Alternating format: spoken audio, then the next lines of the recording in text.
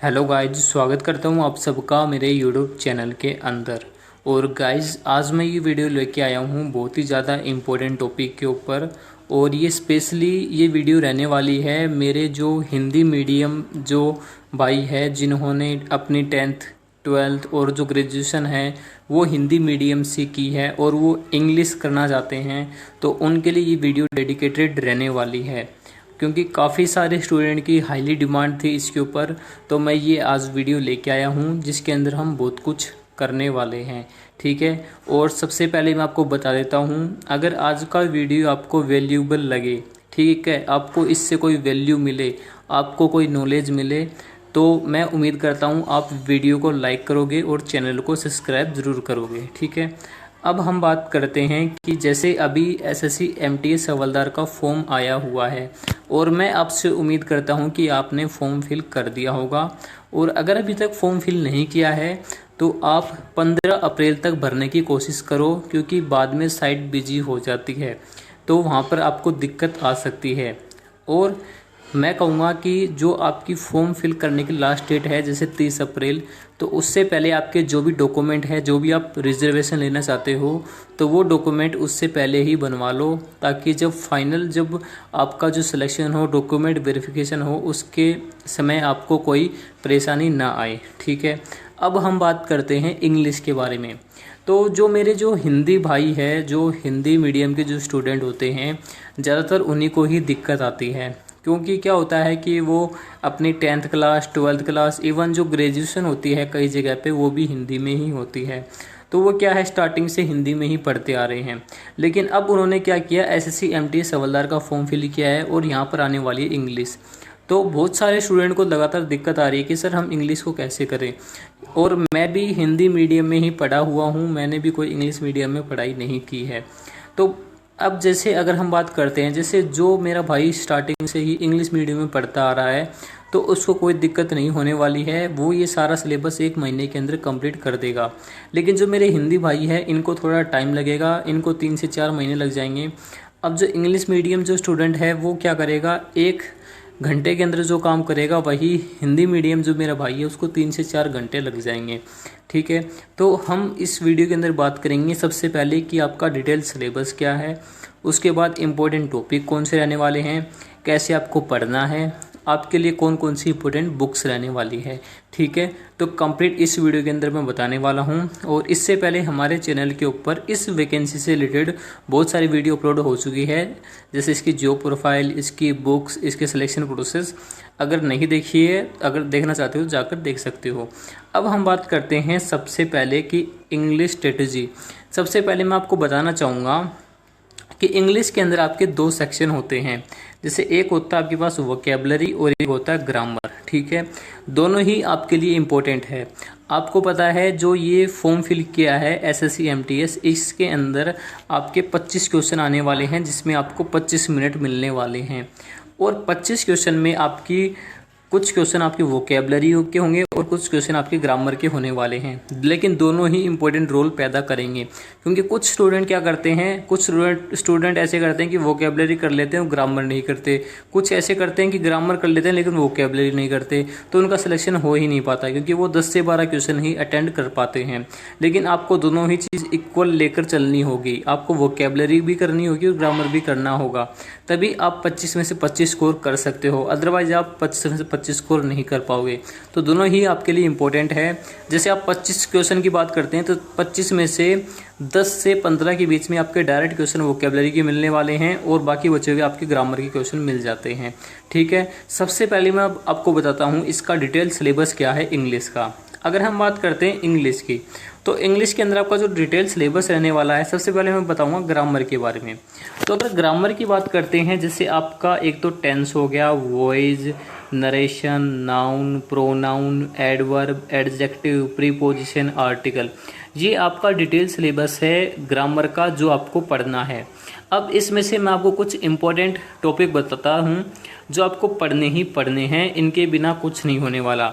जैसे एक तो है आपका नाउन टॉपिक, आपको पढ़ना ही पढ़ना है। प्रोनाउन, एडवर्ब, एडजेक्टिव और आर्टिकल, ये और एक प्रीपोजिशन, ये आपके ऐसे टॉपिक है जो आपको पढ़ने ही पढ़ने हैं।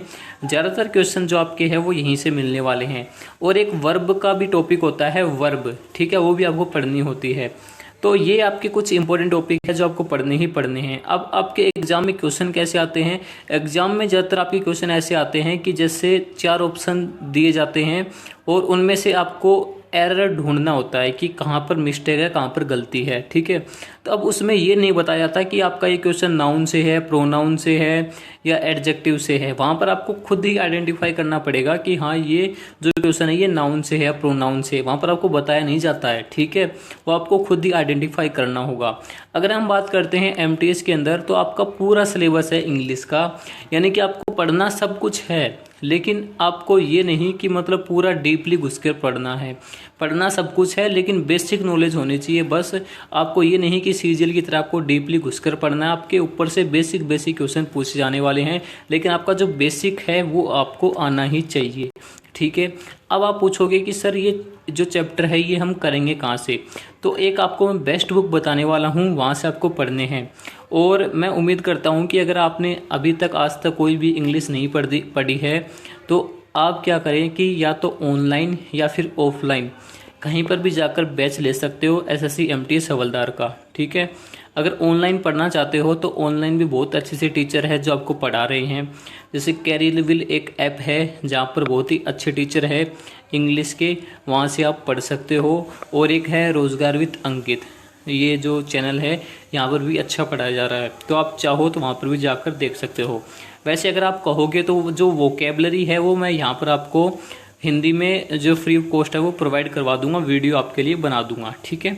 अब हम बात करते हैं, देखो बुक्स मैं बताने वाला हूँ। सबसे पहले बुक रहने वाली आपकी नीतू मैम की ये बुक है, बहुत ही फेमस बुक है, आपको ये बुक लेनी है। इस बुक का नाम है, जो नीतू मैम की ये बुक है केडी कैंपस के नाम से वॉल्यूम 1 के नाम से ये बुक आती है, जो दोनों ही लैंग्वेज में है, इंग्लिश और हिंदी।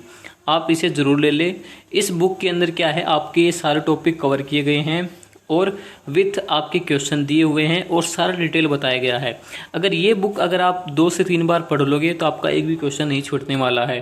सारे के सारे रूल बताए गए हैं, अगर आप किसी से पूछते हो तो वो यही बुक बताने वाले हैं, ठीक है। तो ये बुक आपको अच्छे से कर लेनी है। सबसे पहले क्या है, अगर आप कोई पेड कोर्स नहीं लेना चाहते तो जैसे आप सबसे पहले नाउन पढ़ रहे हो तो नाउन टॉपिक लो, उसको यूट्यूब पर सर्च करो। यूट्यूब पर सर्च करके वहाँ पर आपको बहुत सारी वीडियो मिल जाएगी, आप नाउन पढ़ लो। नाउन पढ़ने के बाद में क्या है, आप ये जो केडी कैंपस वाली बुक है इसको आपको उठाना है और इसके अंदर नाउन चैप्टर को देखना है। और नाउन चैप्टर को सबसे पहले जो इंपॉर्टेंट रूल है, इस बुक की खासियत क्या है, इसके अंदर बहुत सारे रूल दिए गए हैं, वो रूल आपको पढ़ लेने हैं और अपनी एक बुक के अंदर लिखना, अपना जो ये रजिस्टर उसके अंदर लिखना है और उनको रिवाइज करके रखना है। और उसके बाद में क्वेश्चन भी दिए हुए हैं, तो आपको ऐसे करना है। सबसे पहले जो आपका नाउन चैप्टर है, जैसे मान लो आपको नाउन पढ़ना है तो नाउन को सबसे पहले यूट्यूब पे सर्च करो, वहाँ पर आपको बहुत सारी वीडियो मिल जाएगी, उस नाउन चैप्टर को आप पढ़ लो। उसके बाद में ये जो केडी कैंपस वाली बुक है इसको उठाओ, इसके अंदर आपके एग्जाम्पल भी दिए हुए हैं, आपके रूल सब कुछ दिया गया है। तो ऐसे आपको ये कवर करने हैं, ठीक है। अब नेक्स्ट आता है आपका वोकेबलरी अगर सेक्शन की बात करते हैं तो वोकेबलरी में क्या होता है कि जैसे आपको एक तो वोकेब के वर्ड्स याद करने होंगे, कम से कम 1000 वर्ड्स है जो कि आपको जो केडी कैंपस वाली बुक है उसके अंदर मिल जाएंगे, वो आप याद कर लेना। वोकेबलरी का सबसे पहले मैं आपको डिटेल सिलेबस बता देता हूँ। जैसे एक तो है सिनोनिम, एंटोनिम, एक है वन वर्ड सब्स्टिट्यूशन, एक है इडियम एंड फ्रेज, एक है वोकेबलरी वर्ड्स और एक है स्पेलिंग एरर। अब हम बात करते हैं, देखो ये पांचों के पांचों जो टॉपिक है ये इम्पोर्टेंट है, एग्जाम के अंदर ये पांचों के पांचों टॉपिक मिलने वाले हैं। वोकेबलरी अगर हम बात करते हैं, सबसे पहले सिनोनिम एंड एंटोनिम, ये है आपके पास सबसे पहले सिनोनिम। अब सिनोनिम क्या होता है, देखो सिनोनिम होता है आपका पर्यायवाची, हिंदी में बोलते हैं इसको पर्यायवाची। अब पर्यायवाची नाम सुनकर आपको याद आ गया होगा कि हाँ भाई हमने पर्यायवाची पढ़ा था, तो सिनोनिम है आपका पर्यायवाची। बस अगर यहाँ पर अगर आप हिंदी होती ना तो आप 25 में 25 लेके आते, लेकिन यहाँ पर बस क्या है इंग्लिश दे दी है, तो आपको थोड़ा आपको पढ़ना पड़ेगा, ठीक है। सिनोनिम आपके पर्यायवाची होते हैं हिंदी में और आपको ये पढ़ना है। उसके बाद है एंटोनिम। एंटोनिम होते हैं विलोम शब्द, उल्टे। और दोनों में से आपके दो दो क्वेश्चन आने वाले हैं। दो आपके क्वेश्चन होंगे एंटोनिम के, दो आपके क्वेश्चन आने वाले सिनोनिम के, यानी कि इनमें से आपके 4 क्वेश्चन आने वाले हैं। और जितने भी आपके प्रीवियस ईयर सिनोनिम एंटोनिम है ये आपको करने होंगे। जैसे आपकी ये एक ब्लैक बुक है, ये आती है, इसके अंदर सारे प्रीवियस ईयर क्वेश्चन दिए गए हैं। तो आपको जितने भी प्रीवियस ईयर क्वेश्चन है ये आपको इस ब्लैक बुक से मिल जाएंगे, ठीक है। और एक है आपकी ये जो बख्शी सर है, एसपी बख्शी, इनकी भी एक बुक आती है, वहाँ पर आपको सिनोनिम एंटोनिम मिल जाएंगे। और ये जो नीतू मैम की बुक है इसके अंदर भी आपको मिल जाएंगे। वैसे मैं आपको कहना चाहूँगा कि जैसे आपकी नीतू मैम की ये जो बुक है इसको आप अच्छे से कर लो। इसके अंदर आपको ग्रामर भी मिल जाएगी और आपको वोकैब हो गया, सिनोनिम एंटोनिम, ये सारा का सारा आपको इसके अंदर मिल जाएगा, ठीक है। वैसे आप प्रीवियस ईयर लेना चाहो तो आपको ये ब्लैक बुक ले लेनी है। इसके अंदर आपके जितने भी है synonym antonym, one word substitution, idiom, phrase, vocabulary, word spelling error, ये सब आपको मिलने वाले हैं, ठीक है। ये वोकैबुलरी सेक्शन आपको छोड़ना नहीं है, मोस्ट इंपॉर्टेंट है ये। अब जैसे नेक्स्ट आपका है one word substitution. One word substitution क्या होता है? वन वर्ड सब्स्टिट्यूशन की अगर हम बात करते हैं तो इसे हिंदी में कहते हैं अनेक शब्दों के लिए एक शब्द, हिंदी में कहते हैं। जैसे क्या होता है, जैसे भगवान में जो आस्था रखता है उसे कहते हैं आस्तिक, भगवान में आस्था न रखने वाले कहते हैं नास्तिक। यानी अनेक शब्दों के लिए एक शब्द आपको बताना होता है।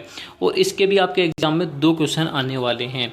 उसके बाद है idiom and phrase. Idiom and phrase Hindi में कहते हैं इसे मुहावरे एवं लोकोक्तियाँ। इसके भी आपके 2 क्वेश्चन आने वाले हैं। वोकेबलरी के वर्ड्स होते हैं जो आपको 1000+ वर्ड्स आपको मिल जाएंगे, वो आपको पढ़ने होंगे। ये नीतू मैम की बुक में मिल जाएंगे, आपको ब्लैक बुक में मिल जाएंगे, ठीक है। स्पेलिंग एरर आपके बहुत ज़्यादा आते हैं। जैसे कोई भी वर्ड दे दिया, जैसे अब्यूज वर्ड है तो पूछ लेगा, जैसे 4 वर्ड दे दिए उसमें से आपको पूछ लेगा कि इनमें से रॉन्ग कौन सा है, इसमें चारों में से सही कौन सा है। तो यानी कि स्पेलिंग एरर के भी आपके 2 क्वेश्चन आने वाले हैं। अभी जितने भी आपके प्रीवियस ईयर क्वेश्चन हुए हैं, एसएससी एमटीएस, एसएससी जीडी का भी एग्जाम हुआ है, एसएससी सीजीएल, एसएससी सीएचएसएल, तो उनके जितने भी प्रीवियस ईयर के जो सिनोनिम हो गया, antonym, one word substitution, idiom, phrase, vocabulary, word spelling error, ये सब आपको करने हैं। प्रीवियस ईयर क्वेश्चन आपके सबसे ज़्यादा इंपॉर्टेंट रहने वाली वोकैबुलरी। अगर आपको vocabulary previous year question paper से करोगे तो आपके जो स्कोर है, यानी कि जो आपके जो क्वेश्चन होते हैं वोकैबुलरी के, वो लगातार रिपीटेशन होते हैं। तो आपको पिछले साल की जो वोकैबुलरी है वो आपको करनी है, ठीक है। मैं चाहूँगा कि आप वो वोकैबुलरी जरूर करो पिछले साल के अंदर जो आई हुई है, ठीक है। तो ये आपको मैंने इंपॉर्टेंट बता दिए हैं। इनमें से आपके जैसे सिनोनिम एंटोनिम से 2 क्वेश्चन आएंगे, वन वर्ड सब्स्टिट्यूशन से 2 क्वेश्चन आएंगे, इडियम एंड फ्रेज से 2 क्वेश्चन आएंगे, वोकैबुलरी वर्ड से 2 क्वेश्चन आएंगे और स्पेलिंग एरर से 2 क्वेश्चन आएंगे। यानी कि यहाँ से आपके डायरेक्ट 10 से 12 क्वेश्चन आपको देखने के लिए मिल जाएंगे। और अगर ग्रामर की बात करूँ तो ग्रामर में आपका एक 5 नंबर का पैसेज भी आता है, ठीक है। 5 नंबर का पैसेज, यानी कि एक आपको जैसे पैराग्राफ दिया जाता है और उसके अंदर ही आपको ढूंढ कर बताना होता है, तो 5 नंबर का वो भी आता है। वो तो आप कर ही लोगे, वो आप जब करोगे जब आप रीडिंग करोगे। जैसे आप न्यूज़पेपर पढ़ लो या कुछ भी जिसमें आपका इंटरेस्ट हो ना, वही आपको पढ़ना चाहिए। अब कई सारे कहते हैं कि द हिंदू पढ़ो, ये पढ़ो, वो पढ़ो, नहीं। अगर आपको ज़बरदस्ती पढ़ाया जाएगा तो आप कुछ नहीं पढ़ोगे। आपको जिसमें इंटरेस्ट है ना वो पढ़ लो। अगर जैसे आपको मैच, क्रिकेट देखना पसंद है तो क्रिकेट का न्यूज़ पढ़ो। अगर आपको जैसे न्यूज़ देखनी पसंद है तो न्यूज़ के बारे में पढ़ो। जो भी आपको पसंद है उसके बारे में पढ़ो बस। अगर आपको किसी फिल्म इंडस्ट्री में पसंद है तो फिल्म इंडस्ट्री के बारे में न्यूज़ पढ़ लो बस। जो आपको इंटरेस्ट है वो पढ़ो। इसी से ही आपका ये जो पैसेज है ये आपका आराम से क्लियर हो जाएगा, ठीक है। तो ये मैंने आपको सारा डिटेल सिलेबस बता दिया है। इसके अंदर आपको इंपॉर्टेंट टॉपिक बता दिए हैं। इंपॉर्टेंट टॉपिक बार मैं फिर से और बता देता हूँ। पढ़ने तो आपको सारे हैं, एक भी नहीं छोड़ना है, लेकिन आपको जो इम्पोर्टेंट है वो रहने वाले, जैसे आपका तो noun, pronoun, adverb, adjective, preposition, article, ये सारे आपके इम्पोर्टेंट है। और ये जो वोकैबुलरी सेक्शन है इसके अंदर आपके 5 सेक्शन इम्पोर्टेंट है, ठीक है। ना तो आपको वोकैबुलरी छोड़नी है, ना ही आपको ग्रामर छोड़नी है। दोनों के दोनों सेक्शन आपको करने होंगे। बेस्ट बुक बताना चाहूँ तो एक तो आपकी ये जो केडी कैंपस वाली जो नीतू मैम की वॉल्यूम 1, इंग्लिश में भी आती है, हिंदी में भी आती है, तो ये लेनी है। और ये 2 बुक है, इनमें से आपको कोई भी एक ले लो, या तो ब्लैक बुक ले लो या फिर ये आपकी एसपी बख्शी ले लो। मैं तो कहूँगा ब्लैक बुक ले लो, इसके अंदर सारे प्रीवियस ईयर के क्वेश्चन आपको मिलने वाले हैं, ठीक है। तो कोई भी आप, जैसे ये 3 बुक है तो इनमें से कोई सी भी आप 2 बुक ले लो। ये तो आपको लेनी ही लेनी है नीतू मैम की केडी कैंपस, और इन दोनों में से कोई भी एक बुक आप ले लेना, ठीक है। और क्या करना, आपको कैसे पढ़ना है, सबसे पहले आपको क्या करना है, जैसे कोई भी आपको टॉपिक पढ़ना है तो उसको आप यूट्यूब पर सर्च करो। सर्च करने के बाद में ये जो बुक है वो उठा लो। अगर आपने कोई कोर्स परचेज किया हुआ है तो ये आपके लिए बहुत बढ़िया रहने वाला है, लेकिन कोर्स वहीं से परचेज करना जहाँ पर आपको सही पढ़ाया जाए। जैसे करियर विल जो एप्लीकेशन है, मैं कोई यहाँ पर प्रमोशन नहीं कर रहा हूँ, ठीक है, मैंने पढ़ा हुआ जब भी आपको बता रहा हूँ। और ये जो रोजगार विद अंकित जो चैनल है ये भी सर काफ़ी अच्छे पढ़ाते हैं, तो यहाँ से भी आप देख सकते हो। मैं ये नहीं कहूँगा कि आप कोर्स ही परचेज कर लो अभी जाके, क्योंकि पहले आप डेमो लो। अगर आपको समझ में आता है तभी आप कोर्स लो, चाहे कहीं भी हो, ठीक है। ऑनलाइन आपको बहुत सारे कोर्स मिल जाएंगे, मैं कह नहीं रहा हूँ कभी आप जाके कोर्स परचेज कर लो करियर विल पे कहीं पर भी, फिर आकर मुझे बोलो कि नहीं मैंने आपके कहने से किया है। तो प्लीज़ गाइस ऐसा मत करना, पहले डेमो ले लेना। मेरे को अच्छा लगा इसलिए मैं आपको गाइड कर रहा हूँ, ठीक है। अब ये आपके ऊपर डिपेंड करता है आप क्या करना चाहते हो। और नेक्स्ट वीडियो के अंदर हम मैथ की स्ट्रेटेजी के ऊपर बात करने वाले हैं कि मैथ के अंदर आपको कैसे क्या करना होगा, ठीक है। और इस वीडियो के अंदर आपको कुछ भी वैल्यू मिली है तो मैं उम्मीद करूंगा कि आप इस वीडियो को ज़्यादा से ज़्यादा लाइक करोगे और चैनल को सब्सक्राइब करे बिना मत जाना। ऐसे ही वैल्यूएबल कंटेंट के लिए जो भी कमेंट है, जो भी डाउट है वो नीचे कमेंट कर देना। मिलते हैं नेक्स्ट वीडियो के अंदर। जय हिंद, जय भारत।